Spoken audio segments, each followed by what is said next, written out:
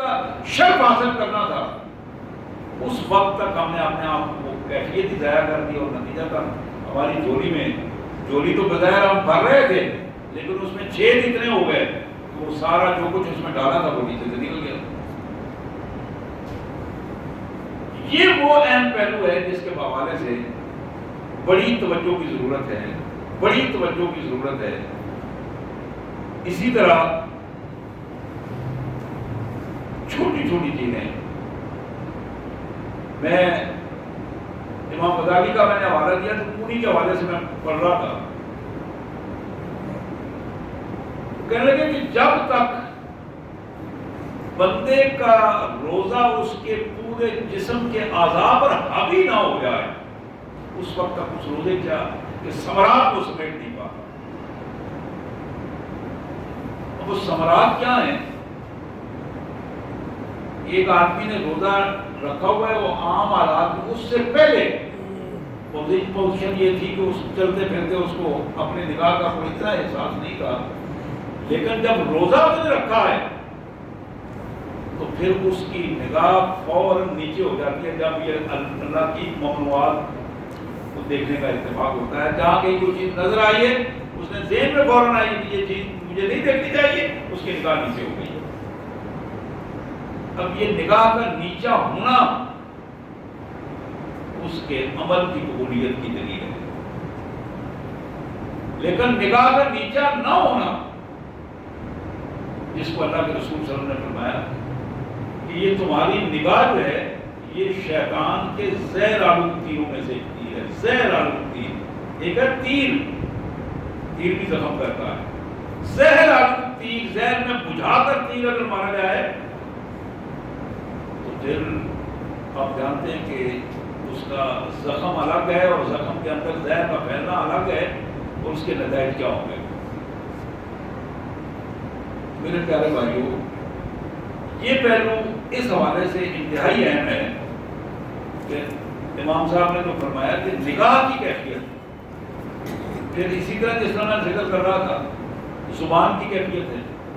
اب زبان میں میں نے غیبت کا ذکر کیا، زبان میں میں نے جھوٹ کا ذکر کیا، جھوٹی گواہی کا ذکر کیا، یہ ساری باتیں اپنی جگہ پر۔ ایک آدمی جھوٹ بھی نہیں بولتا، ایک آدمی جھوٹی شہادت بھی نہیں دیتا، غیبت بھی نہیں کرتا، لیکن وہ فالتو باتیں کرتا چلا جاتا ہے، فالتو باتیں بلا مقصد، کوئی مقصد نہیں، انسانے کے لیے بیٹھا، دوست دفعہ مانگ رہے ہیں، وہ اپنی گپ شپ لگا رہا ہے اور سناتے چلا جا رہا ہے، ادھر کی ادھر، ادھر کی ادھر۔ اللہ کے رسول صلی اللہ علیہ وسلم نے ارشاد فرمایا من کان یؤمن باللہ والیوم الآخر، 3 دفعہ ارشاد فرمایا،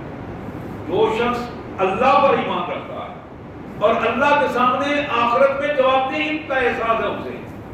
فلیقل خیرا او لیصمت، حضور کا حکم یہ ہے کہ وہ خیر کی بات کرے یا چپ رہے، اچھی بات منہ سے نکالے یا اپنی زبان کو بند رکھے، فلیقل خیرا او لیصمت، اچھی بات زبان سے نکالے یا پھر اپنے آپ کو خاموش کر دے۔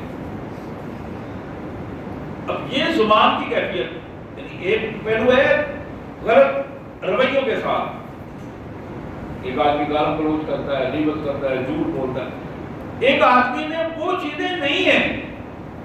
لیکن وہ اپنی زبان کی حفاظت بھی نہیں کرتا۔ زبان کی حفاظت نہ کرنا، بلا ضرورت بولتے چلے جانا، اس کو بھی اسلام نے غلط قرار دیا، اس کو بھی درست قرار نہیں دیا کہ بحث پر بحث کرتے چلے جانا۔ اب فلاں میں بیٹھا ہوں، فلاں نے بات کی تو میں کیوں نہ اس کا جواب دوں، حالانکہ وہ جواب دینے والا اگر غلط ہے تو خود خاموش ہو جانا چاہیے۔ اگر اس کی ضرورت ہے، جواب مانگا جا رہا ہے تو ضرور اس کو جواب دے اور دلیل کے ساتھ اتنی بات کرے جتنی ضرورت ہے۔ ہماری عام عادات بن گئی ہیں، عام عادات بن گئی ہیں کہ عمومی طور پر ہم اپنی زبان کو کنٹرول نہ کرتے ہوئے ایسی ایسی گفتگو کر جاتے ہیں جو ہمارے لیے بدترین نقصان کا باعث بنتی ہے،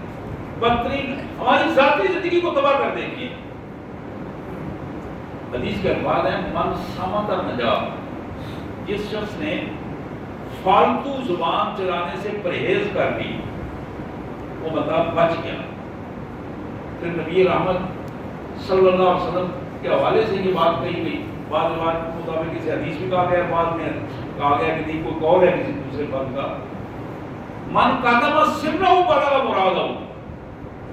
جس شخص نے اپنے راز کو چھپایا وہ شخص اپنی منزل کو پا گیا۔ جس شخص نے اپنی ہر بات کو لوگوں کے سامنے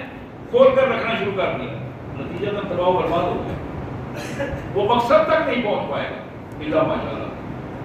گویا مقصد زندگی حاصل کرنے کے لیے، مقصد عبادت حاصل کرنے کے لیے اپنی زبان کو، اپنی نگاہ کو کنٹرول کرنا انتہائی اہم ہے۔ پھر امام غزالی مرحوم نے کان کے حوالے سے یہ بات کہی، ایک آدمی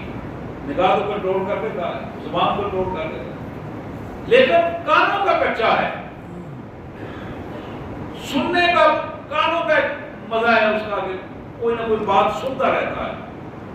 ایک ہے کہ ویسے لغو باتیں سننا، ایک ہے کہ محض غلط چیزیں، جھوٹی کہانیاں سننے کا ایک آدمی بن جانا، اور ایک یہ ہے کہ محض جانا ہی اس لیے ہے تو دو چار دوست بیٹھے ہوں گے چار گپا مانگ پا لیں، اب وہ جو چار گپے والے ذہن میں ہیں بنیادی طور پر وہی ہماری زندگی کی خرابی کی مقابلے ہے۔ غلط لوگوں میں بیٹھو گے تو غلط نتائج ملیں گے اور زندگی کا رویہ غلط ہوگا۔ حضور اکرم صلی اللہ علیہ وسلم نے اس کی بڑی اچھی مثال ارشاد فرمائی۔ آپ نے فرمایا کہ تم میں سے ایک شخص کسی لوہار کی دکان پر جا کے بیٹھتا ہے، جب وہ اس لوہار کی دکان سے اٹھے گا تو دو چیزیں اسے ضرور ملیں گی، ایک تو آگ کے چنگارے اس کے کپڑوں پر پڑیں گے اور سراغ ہو جائیں گے، دوسرا یہ ہے کہ اس کی دھونکڑی کا جو دھواں ہے اس کے جسم پر بھی، کپڑوں پر بھی اور اس کے سانس پر بھی اس کے اثرات پڑیں گے۔ آپ نے فرمایا کہ اس کی مثال کسی انسان کی اس جگہ کا انتخاب کرنا جہاں اس کا کام نہیں ہے، ویسے ہی جا کے بیٹھتا ہے۔ لوہار تو اپنا کام کر رہا ہے، وہ تو محنت کر رہا ہے، مزدوری کر رہا ہے، اس کا اپنا ایک سلسلہ ہے، لیکن پاس بیٹھنے والا جو ہے وہ محض جب وہاں سے اٹھ کے آئے گا تو اس کے لیے مفت میں یہ چیز حساب لائے گا۔ تو پھر آپ نے فرمایا کہ دوسرا آدمی وہ کسی عطر کی خوشبو کی دکان پہ چلا جاتا ہے، وہاں جا کے بیٹھتا ہے، وہاں بیٹھنے کے بعد جب اٹھ کے آئے گا جب باہر آئے گا تو ضرور اس کے اندر سے خوشبو کی کوئی نہ کوئی کیفیت آئے گی، ضرور خوشبو کی کیفیت آئے گی۔ اور بالکل اسی انداز میں شیخ سعدی کی بڑی مشہور ایک مثال ہے جنہوں نے اپنی کتاب گلستہ میں نوٹ کی تھی کہ میں نے ایک دن مٹی ایک دیکھی تھوڑی سی، اس مٹی میں خوشبو آ رہی تھی، تو میں نے اس سے پوچھا کہ یہ تمہارے تو مٹی ہے، مٹی سے خوشبو کیسے آ رہی ہے؟ اس مٹی نے مجھے جواب دیا کہ میں چند لمحے ایک پھول کی صحبت میں رہی ہوں اور تھوڑا چند لمحے اس پھول کی خوشبو کی صحبت کی خوشبو نے میرے اندر وہ کیفیت پیدا کر دی ہے، وگرنہ من ہما خاتم کے ہستا، میں تو وہی مٹی ہوں جو مٹی ہوں، لیکن یہ پھول کی جو صحبت تھی، رفاقت تھی، اس نے میرے اندر وہ خوشبو کی کیفیت پیدا کر دی۔ میرے پیارے بھائیوں بہنوں، آج کی اس پوری گفتگو میں جو میں چیز آپ کے سامنے رکھنا چاہتا تھا اور میرے لیے بھی یہ بڑی رہنمائی کا باعث ہے کہ ہم اس بات پر غور کریں کہ کہیں ہمارے نمازیں، روزے، حج، زکاتیں، محنت ضائع تو نہیں ہو رہی۔ قُلْ لَعَلَّكُمْ تَتَّقُونَ کا جو جملہ ہے کہیں ایسا نہ ہو کہ ہم تقویٰ ڈھونڈتے اللہ معاف کرے ریاکاری میں، بے احتیاطی میں، پریشانی میں کہیں جہنم کے راستے میں نہ چل کرے۔ اللہ سے دعا ہے اللہ تبارک و تعالیٰ ہماری ان کمزور اور ٹوٹی پھوٹی باتوں کو قبول فرمائے، ہمیں اخلاص عطا فرمائے، اور رمضان شریف کی یہ برکات اللہ تعالیٰ ہمیں اس سے استفادہ کرنے کی توفیق دے اور تقویٰ کی کیفیت پیدا فرمائے۔ آخر دعوانا